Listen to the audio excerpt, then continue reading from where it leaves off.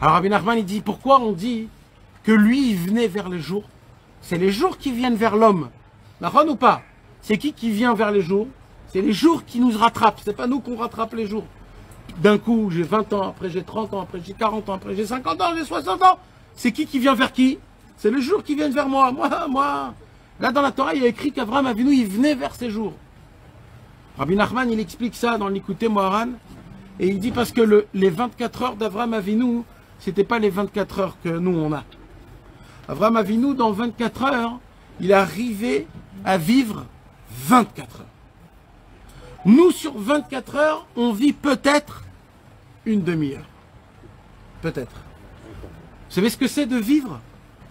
De vivre, c'est juste d'avoir la conscience du présent.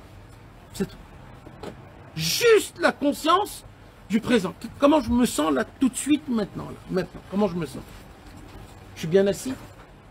Bon, prochain, je suis bien assis. Je pouvais rester ici 3 heures à parler et j'aurais pas fait attention que je suis bien assis. Le fait que d'un coup, je pense au présent, je fais attention que je suis bien assis en fait. Ça bouge pas. Ça aurait pu bouger. Ça bouge pas.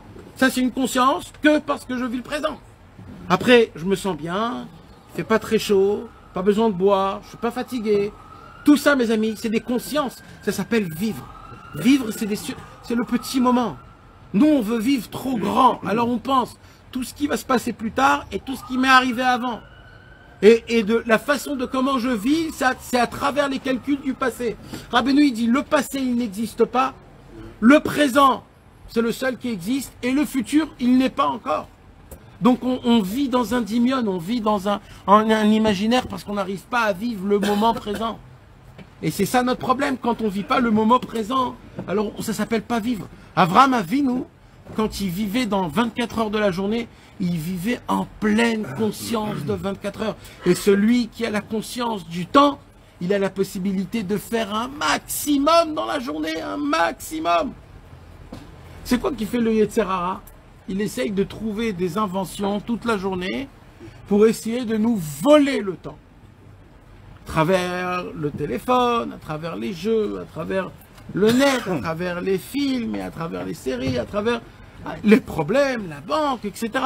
Tout, c'est le Yetzer Hara, il veut qu'une seule chose, quoi?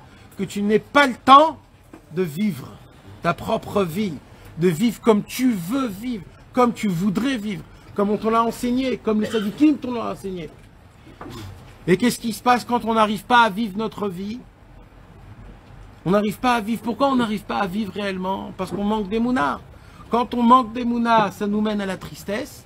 La tristesse nous mène à la fainéantise. La fainéantise nous mène à la lourdeur. Et voici ce qui se passe quand un homme, il est dans un trait de caractère de ça. Où il n'est même plus au courant, où il ne sait même pas qu'il est fainéant et triste et qu'il a perdu toute foi et vitalité sur ce qu'il pourrait acquérir dans ce monde-ci. Des fois, il faut se poser la question, comment j'étais quand j'avais 8 ans? Comment j'étais? Je voulais aller à droite à gauche, faire du foot, sauter, aller... J'étais rempli d'ambition, rempli de rêves, rempli. Vous savez, c'est quoi ça? Ça, c'est un enfant qui a la foi de la vie. Alors, il y a une réponse qu'on se dit, ouais, j'ai plus l'âge. Ça n'existe pas, cher Rabbeinu, j'ai plus l'âge. Ça n'existe pas quand on dit j'ai plus l'âge.